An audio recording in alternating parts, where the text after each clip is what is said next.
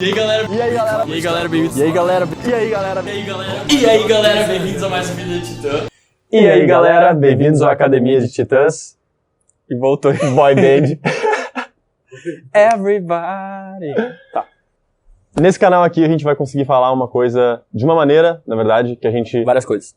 sentiu muita falta, que é poder discutir um pouquinho sobre os conceitos que a gente trabalha, as mentalidades que a gente nutre, os treinamentos que a gente faz, como que a gente desenvolve a nós mesmos e as pessoas com quem a gente trabalha dentro do Me Tornando Titã, das mentorias, do Close Friends, de onde quer que seja que a gente esteja fazendo. Esse aqui é o primeiro vídeo da Academia de Titãs, é um formato podcast, em que a gente vai simplesmente conversar sobre alguns assuntos específicos. Tem uma coisa que tu quer trazer? Não? A primeira coisa, então, que a gente queria conversar é que tu disse que queria trazer, então. Nesse final de semana, a gente vai ter o primeiro encontro dos Titãs, da primeira turma do Me Tornando Titã. Se tu ainda não sabe, a gente tem um curso online que se chama Me Tornando Titã. A primeira turma foi em dezembro do ano passado, foram 45 pessoas, e a gente vai fazer o primeiro encontro, então, De graduação. de graduação da galera. Vai ser em Gramado, no Rio Grande do Sul, aqui no Rio Grande do Sul, nesse final de semana. É, vai ser bem massa. É legal ver a empolgação deles, né? Muito. Da galera que vai assim, porque eles passaram por todo esse processo Qual de processo? desenvolvimento. Qual processo? O processo de se tornar um titã, que é um processo onde tu acopla, te abre a novas mentalidades, a novas perspectivas, testa novos hábitos na tua vida, introduz novos hábitos, tira hábitos ruins. Então, basicamente, tu transforma o teu estilo de vida para um estilo de vida titã. E é um processo mega desconfortável, né? Porque envolve mudança e o nosso cérebro é programado para ficar sempre na mesmice, para economizar energia, fugir da dor. Então, toda mudança, seja de uma forma de pensar, tu mudar um padrão de pensamento, quanto um padrão de ação, ou seja, criar um hábito novo ou deixar de fazer um padrão de ação teu, tudo isso envolve um esforço mental, porque tu está indo contra aquele mecanismo do teu cérebro que quer te manter na mesmice.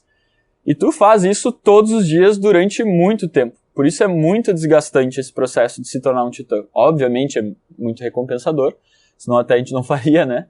Mas é muito desgastante, então o sentimento, tipo, a gente sabe o sentimento que eles estão tendo agora de vitória, de cheguei lá, porque a gente passou por isso também, né? Quando a gente estava criando todo esse processo e passando pelo próprio processo. Só que uma coisa que eles estão tendo que a gente não teve é que a gente criou e passou por isso eu e tu só. Eles estão de galera. É um grupo, é uma comunidade que está passando por essa transformação. Então eu consigo imaginar o quão massa e deve estar sendo isso para eles e quão empolgados eles estão de esse final de semana chegar lá e poder trocar com todo mundo e dizer como é que foi. Enfim, comemorar todo mundo junto essa graduação. Eu acho que é uma das coisas mais legais dentro do treinamento. A gente teve a segunda turma agora, faz mais ou menos um mês. Abril, então tem mais ou menos um mês que o treinamento tá rolando. Aí dessa segunda turma foram 75 pessoas, um pouquinho a mais. Mas eu acho muito legal ver o sentimento de grupo que tão rapidamente se forma quando tu tá passando por um processo muito similar ao de outras pessoas, que envolve dor, que envolve desconforto. Nas mentorias em grupo, na primeira turma tu não pôde dar, eu te comentei, né, que o que tinha acontecido, que eu tinha observado, é que entre eles, começaram a se organizar de tão amigo que eles ficaram de maneira tão rápida com um encontro por semana. E isso que eu acho que é uma das coisas mais diferentes do Vida de Titã. É a gente conseguir unir pessoas ao redor de uma causa em comum, que é, dentro do desenvolvimento pessoal, pelo menos do que a gente conhece, a gente vê que é meio sem precedentes, né? Não, pelo menos eu não conheço nada que se assemelhe ao que a gente faz em termos de juntar grupo. Eu também não conheço esse senso de comunidade tão forte, né? E uma coisa que eu acho, puxando agora disso que tu falou, que eu acho muito legal, uma das coisas que a gente traz dentro do curso, que a gente fala, é o quão importante é a pessoa primeiro focar em si, para depois poder focar em ajudar os outros. A mentalidade e a percepção de quanto mais forte tu estiver, mais força tu vai ter para erguer e auxiliar as outras pessoas. Porque a tendência de quem quer muito ajudar as outras pessoas é se sacrificar muito.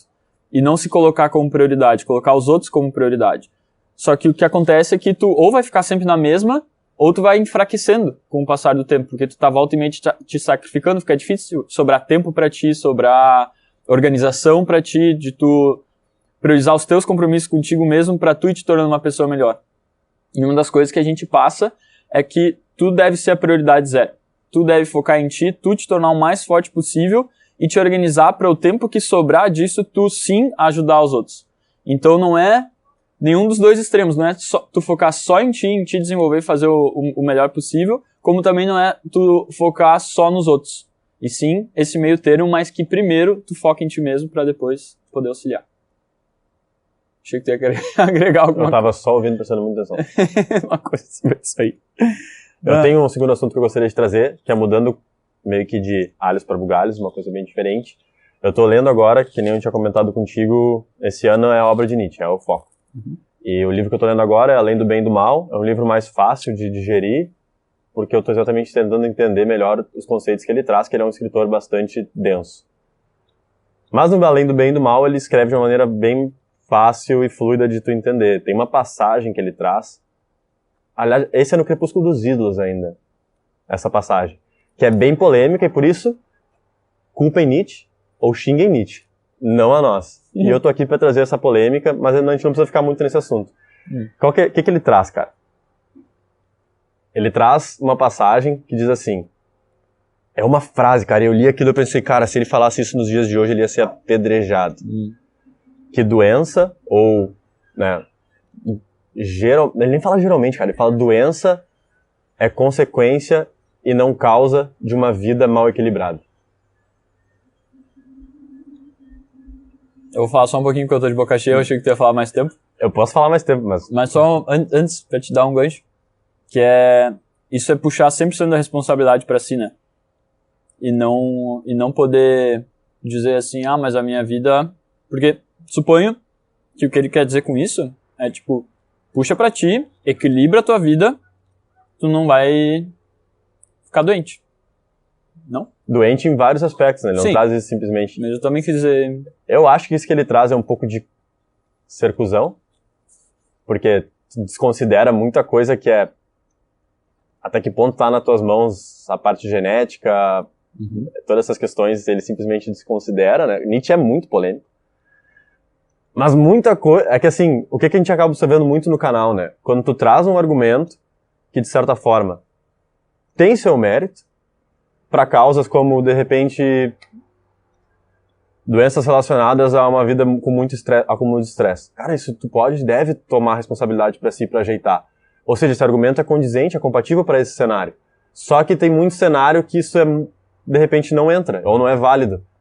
E daí as pessoas facilmente ignoram completamente os cenários para qual esse argumento é válido e chineleiam em cima daquele que mostram, ou que invalidam esse argumento, e simplesmente perdem toda a possibilidade de conhecimento que esse tipo de reflexão poderia trazer para a vida delas. É a necessidade de marcar algo como certo ou errado, né, que a gente tem, de falar isso ou alguma coisa... Ou é bom, ou é ruim. Ou é ruim. Exatamente. Isso nos cega para as exceções, para talvez isso num aspecto da nossa vida se aplique, daí gere muito aprendizado, e talvez outro não se aplique tanto assim. E essa necessidade de delimitar como bom ou ruim, certo ou errado, vem do nosso costume de julgar o tempo todo, de ter uma opinião perante algo. Teve um comentário no canal, cara, sensacional. Até comentei com o Marley sobre ele, que é o seguinte, acho que era no vídeo das 36 perguntas.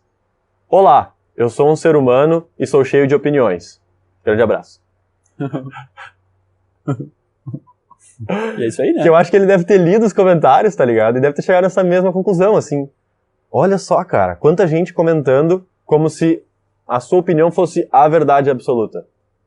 A verdade absoluta. A gente tá muito exposto a isso, a gente tá ok com isso, né? A gente se colocou nessa posição. Mas o quanto que isso...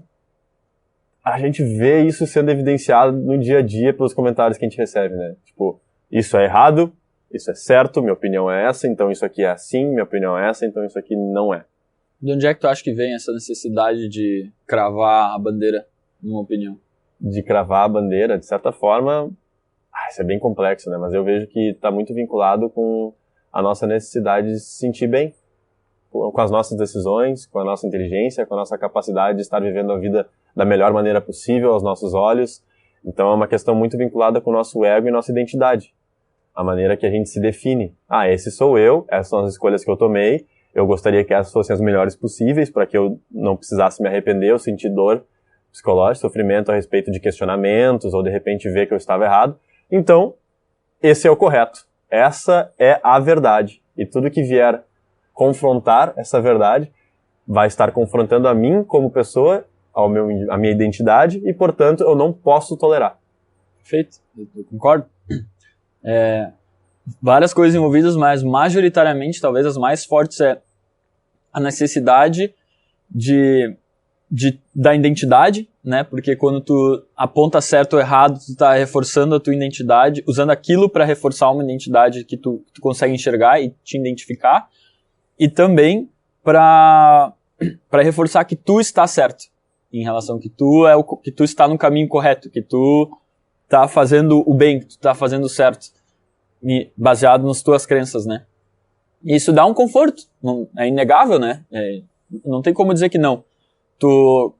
Quando a gente vê que tá acertando na vida, digamos assim, tipo, a gente tá tendo os resultados que a gente quer ter, a gente se sente bem. Quando a gente consegue identificar padrões em nós mesmos e sabotagens e entender melhor como a gente funciona, a gente se sente bem também. Porque daí a gente consegue ter um conforto que vem da segurança de como a gente vai reagir a adversidades da vida. Porque, que nem Maxwell Maltz falava, a gente reforça e cria uma identidade de forma tão forte porque isso traz esse conforto para nós. Como a gente não sabe como o mundo vai agir perante, né, é tudo imprevisível, pelo menos se a gente sabe como a gente vai reagir, como é que a gente tem uma certa sensação de controle, traz uma sensação de segurança que traz uma sensação de conforto, de não dor. Só que ao mesmo tempo todo esse processo é totalmente sabotador, porque ele nos limita. Ele limita, que nem então, linkando de novo ao início da conversa, quando a gente define, por exemplo, pega esse statement de Nietzsche e tu quer definir como certo ou errado, tu tá te limitando, tá te sabotando no sentido de perder a oportunidade de usar aquele questionamento em várias situações diferentes e ver em quais pode te agregar e quais talvez não te agregue tanto. E tá aberto para esse aprendizado sem colocar o label de certo absoluto ou errado absoluto. Não é à toa que a gente coloca isso como uma das primeiras coisas dentro do Mentorando Titã, né, velho? Tipo, esses ensinamentos, mais a questão de tu adotar um mindset de crescimento, que é da Carol Dweck, pra tu quebrar essas caixinhas, né? Porque por mais louco que isso seja, né, velho, acho que pra nós tá cada vez mais claro até dentro das centenas de pessoas com quem a gente já trabalhou, o quanto que por mais que os resultados que tu venha tendo estejam ruins, tu não quebra a caixa na qual tu te colocou. Tu não questiona, pelo menos tende a não questionar, tende a não fazer. E isso como isso é pra nós, que de certa forma há muito tempo estamos buscando quebrar essas caixas cada vez mais, pelo menos pra mim, é sempre muito embasbacador. Cara, e o que a gente tá fazendo agora também é uma caixa, porque a gente tá se definindo como alguém que quebra caixas. Isso também é uma definição. Também é. Percebe? Também é. Isso também é uma limitação, isso também é uma definição. Então é meio que um paradoxo da expansão da consciência contínua, e o tempo todo vendo, e quando se identifica uma caixinha, uma barreira, tipo, não se identificar com aquilo. Mas sim, mas também a gente precisa, de certa forma, voltar para o mundo prático e daí, de repente, a gente só mudar um pouquinho a maneira que a gente enxerga o que a gente está fazendo, ao invés de, então, definir como sendo a caixa que nós somos, é a caixa que nós estamos, porque, de certa maneira, a gente sempre estamos em alguma caixa, né? E aceitar pra transcender, e aceitar esse processo que, beleza, hoje eu tenho essas ideias, mas elas não me representam, então, portanto, elas não são caixas fixas, elas são paredes que sim, eu me coloquei aqui, eu fui colocado aqui. Aí depende do ponto de vista, mas nada me impede que eu transcenda isso, e pelo contrário, eu preciso transcender isso para chegar no meu próximo nível. E voltando ao assunto lá no início, quão empolgado tu tá pro final de semana, pra graduação da galera? Ainda não muito, para ser bem sincero, porque eu ainda não limpei as obrigações da semana para voltar minha cabeça para lá. Ainda tem muita coisa que eu tô olhando para frente, que eu tô focado aqui, para eu conseguir de fato me empolgar ou já ficar com a minha cabeça em Gramado. Ótimo. Isso É uma coisa que a gente, tanto tu quanto eu, a gente vem trabalhando, né? Porque estar empolgado, o que é? É estar tentando viver aquela projeção de como vai ser o final de semana. Viver naquele futuro, naquele anseio, na ansiedade de como vai ser, ficar imaginando como vai ser. Claro, a empolgação ela dá um sentimento bom na gente, mas a gente não está presente quando a gente está empolgado em relação a alguma coisa. A não ser que a gente esteja presente para a empolgação naquele momento. E é uma diferença muito sutil entre uma coisa e outra. E uma coisa, que eu tô trabalhando bastante atualmente, eu falei no último podcast que a gente fez, é não buscar a felicidade, sim buscar a plenitude. E a maneira que eu encontro de fazer isso é não botar um label, assim, não classificar as coisas como bom ou ruim e tentar ficar o mais presente possível. E eu sou um cara que sempre fui muito empolgado e sempre viveu muito na expectativa do futuro. Então, para mim, está sendo um processo super interessante e muito recompensador também, porque é uma vida mais tranquila agora, é uma vida mais calma e ao mesmo tempo, quando eu tô vivendo aquele momento, como eu tô criando bem menos expectativa agora, porque quanto menos empolgação tu tem, menos tu fica te masturbando mentalmente em relação ao que vai vir, menos expectativa tu cria, e quanto menos expectativa tu tem em relação a alguma coisa, mais quando tu tá naquela coisa tu consegue te abrir para experienciar e viver o momento, né? Então é engraçado isso, quanto menos tu anseia, mais tu desfruta na hora. E aí, intuitivamente, pelo menos pra mim, é o contrário. Mas eu tenho que dar um step back e ver, não, peraí, deixa eu simplesmente focar no que eu tenho que fazer essa semana, nas coisas que eu tenho que fazer agora, no dia de hoje, e daí quando chegar lá o momento, aí eu vou me entregar 100% no momento e desfrutar, mas agora não tem por que eu tentar viver ele um pouquinho antes. Eu lembro bastante, assim, sempre, e como é que tu acha que vai ser, meu? Uhum. E como é que tu acha que vai ser legal? Tá, tem razão, eu tenho que me acalmar um pouco. E agora? Bastante. Aprendizado, reconheço e tô focando nisso aí, tá sendo muito bom. Era isso? Era isso. Então, esse foi o primeiro Academia de Titãs, é isso que a gente vai fazer nesse canal, onde a gente vai pegar um pouco mais de conceitos, mentalidades, hábitos, realmente desconstruir o desenvolvimento pessoal nesse canal. Vai ter conversas mais longas, que tu vai poder pegar um pouquinho mais o nosso cérebro, a maneira que a gente pensa, o que a gente já aprendeu, nossos conhecimentos, e aplicar pra tua vida. Então a gente espera que você tenha gostado do primeiro episódio da Academia de Titãs. Se tu curte esse tipo de conteúdos, se tu busca conceitos mais profundos, que envolvem tu te tornar a tua melhor versão, que envolvem tu passar a viver um estilo de vida titã, te inscreve no canal aqui. Se tu gostou desse vídeo também, deixa o like nesse vídeo. É muito importante, ativa o sininho desse canal, porque daí toda vez que sair um vídeo novo, tu vai ser notificado desse vídeo para tu garantir que tu não vai perder nenhum.